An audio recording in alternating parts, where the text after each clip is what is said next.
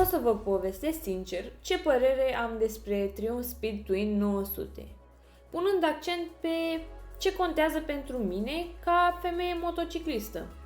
După cum ați văzut în clipul anterior, știți că am testat modelul Speed 400.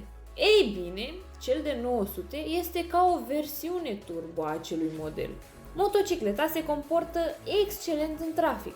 În timp ce mă strecor prin traficul aglomerat din București, după cum știți că este, simt cum motocicleta răspunde rapid și precis la fiecare comandă.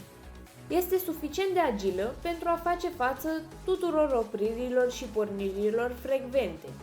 Lungimea potrivită a ghidonului permite strecurarea printre mașini. Motorul de 900 de centimetri cubi oferă o putere constantă, permițându-mi să mă bucur de o călătorie plăcută. Motocicleta are o accelerație foarte bună și un cuplu destul de puternic la turații mici. În comparație cu modelul anterior, respectiv Speedul de 400, acesta răspunde mult mai prompt la accelerație, fiind resimțit cuplul motorului în 2 cilindri. Este perfect pentru a depăși în trafic și pentru a simți acea adrenalină de care ai nevoie. Deși nu am dus motocicleta la viteză maximă, aceasta se simte stabilă și controlabilă chiar și la viteze mai mari. Stabilitatea în curbe este unul dintre punctele forte ale Speedwin 900. Motocicleta se simte extrem de sigură și echilibrată.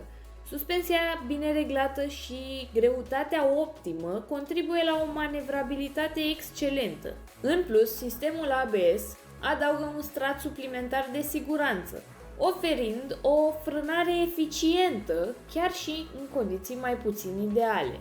Am fost plăcut surprinsă de felul în care s-a comportat frâna la evitarea unui obstacol, oferindu-mi încrederea de care aveam nevoie. Poziția de riding este foarte confortabilă, remarcându-se prin șaua ergonomic proiectată, oferind un suport excelent pentru spate și șezut. Ghidoanele sunt plasate într-o poziție care permite o postură mult mai relaxată față de modelul anterior, fără a pune o presiune pe încheieturi sau umeri. Înălțimea șeii este de 76,5 cm, ceea ce face ca Speedwin 900 să fie accesibilă pentru o gamă largă de rideri cu permis de categoria A. La cei 1,58 de metri ai mei, mă simt perfect în control pe această motocicletă și ajung cu toată talpa jos, ceea ce mi oferă multă încredere, mai ales la opriri și porniri frecvente. Atunci când port tocuri și ajung la 1,71, simt nevoia unei șei mai înalte totuși. Suspensia este foarte bine reglată și absorbe șocurile cauzate de străzile pe care bine le știți ale Bucureștiului, drumuri mai puțin pavate, linii de tramvai, gropi și totuși motocicleta își menține stabilitatea. Conform grilei de opțiuni prezentate de către Triumph până acum, ne-am obișnuit cu sistemul de control al tracțiunii și ABS-ul pe care le avem prezente și în modelul acesta. Motocicleta atrage atenția prin caracterul său special. În primul rând, designul clasic combinat cu elementele moderne creează acel look retro-modern care se distinge imediat în trafic. Materialele folosite sunt de calitate superioară cu finisaje rafinate. Manșoanele ergonomice oferă un control excelent și confort pe parcursul călătoriilor. Aceste aspecte, împreună cu logo-ul Triumph amplasat în diverse părți ale motocicletei, subliniază atenția producătorului. De la început, m-am simțit impresionată de agilitatea și manevrabilitatea motocicletei. Motorul său puternic și cuplul generos m-au surprins plăcut, încă de la primul contact. Accelerarea rapidă și răspunsul imediat la comenzi m-au făcut să mă simt în control. Pe măsură ce am petrecut mai mult timp, am descoperit că nu doar estetica și cuplul m-au impresionat, ci și nivelul de confort. Ce mi-a plăcut cel mai mult la această motocicletă este faptul că este singura de 900 de centimetri cubi la care am putut să ajung cu întreaga talpă la sol.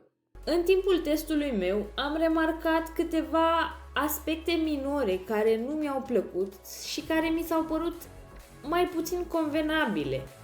O situație întâlnită frecvent, schimbătorul nu intra în neutru după încercări succesive. Acest lucru s-ar putea datora poziționării schimbătorului. Spre deosebire de Speedul de 400 din 2024, cel de 900 din 2023 nu era dotat cu port USB, probabil pentru că este cu o generație în urmă. Ce sugestii am eu pentru alte femei motocicliste?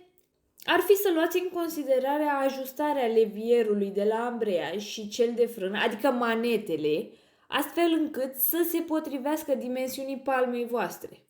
Pentru cine este potrivită această motocicletă, consider că este perfectă pentru riderii cu permis de conducere de categoria A, cu o înălțime mică spre medie, aceasta nefiind confortabilă celor mai înalți de 1,75. Cu siguranță este potrivită și pasionaților de design retro, dar care vor și tehnologie pe motocicleta lor. Vă mulțumesc că ați fost alături de mine până acum și aștept comentariile și întrebările voastre. Nu uitați să dați like, share și subscribe. Până data viitoare, asfalt uscat!